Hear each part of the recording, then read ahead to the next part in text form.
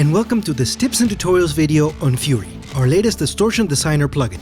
In this video, we're going to break down the mod page, which houses the modulation abilities of the plugin.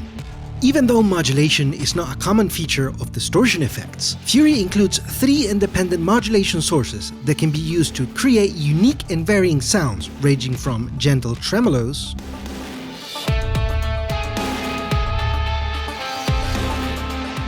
to rhythmic gates,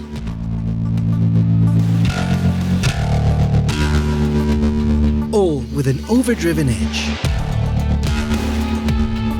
All of the modulation sources in Fury can be assigned to 4 different destinations: drive, tone, feedback, and output level.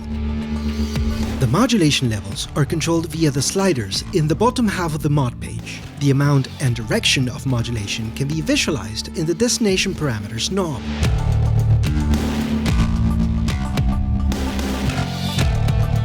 The overall modulation intensity for all assignments can be controlled by the movement knob, which is a helpful tool for fine-tuning a preset or automating movement in a track.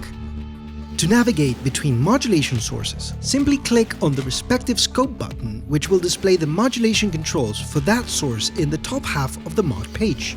All of the parameters can be reset to their default position by double-clicking on them or by hitting Option-click on Mac or Alt-click on Windows.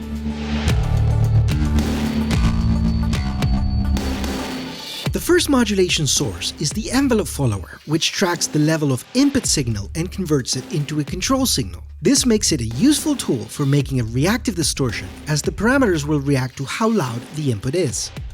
The envelope follower has 2 controls which define how fast it responds to changes in volume. Attack sets how quickly the follower responds to increases in volume, and release sets how quickly it follows drops in volume. If you're familiar with synthesizers and compressors, this functionality should be familiar to you.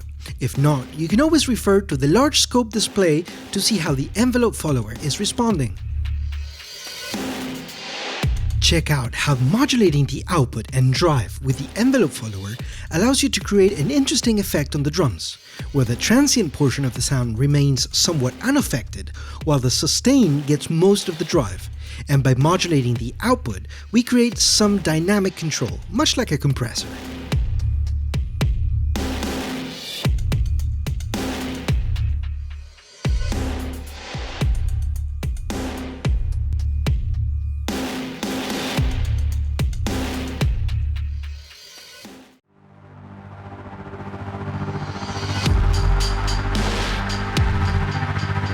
LFO, or low frequency oscillator, is in basic terms a signal that goes up and down at a slow rate. You can use this type of modulation to create periodic sound variations like a tremolo or a swell.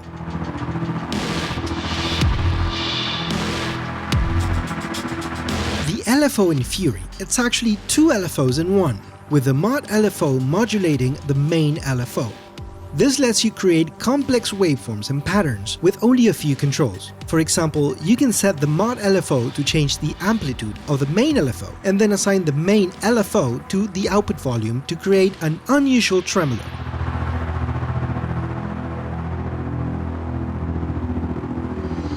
Alternatively, you can modulate the LFO frequency, creating interesting rhythmical effects.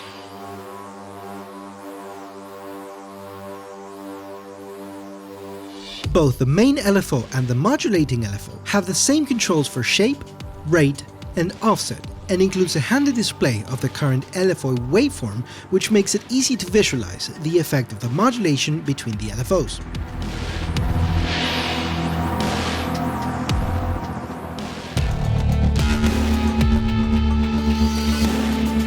The sequencer lets you draw in a custom rhythmic pattern of up to 16 steps. Each step can be adjusted by clicking and dragging the dots in the pattern editor up and down.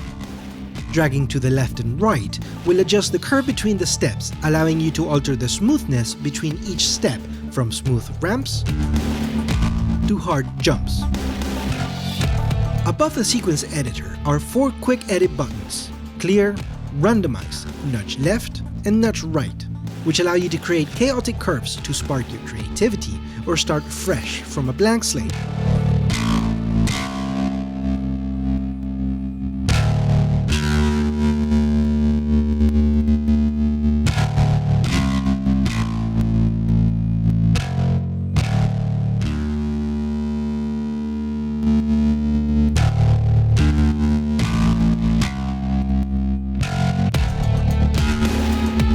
The mod page really takes Fury's flexibility to the next level by combining different modulation sources to shape the behavior of your distortion.